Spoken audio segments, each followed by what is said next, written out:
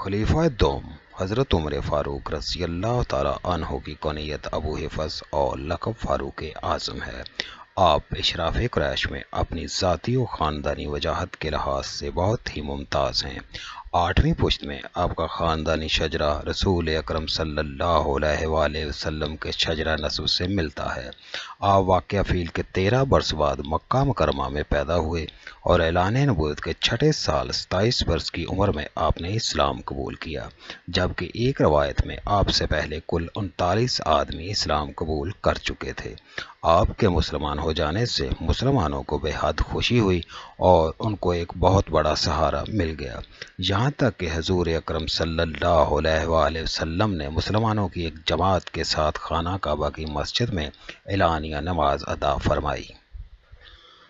آپ تمام اسلامی جنگوں میں مجاہدانہ شان کے ساتھ کفار سے لڑتے رہے اور پیغمبر اسلام صلی اللہ علیہ وآلہ وسلم کی تمام اسلامی تحریکات اور صلح و جنگ کی تمام منصوبہ بندیوں میں حضور اکرم صلی اللہ علیہ وآلہ وسلم کے وزیر و مشیر کی حیثیت سے وفادار اور رفیق کار رہے۔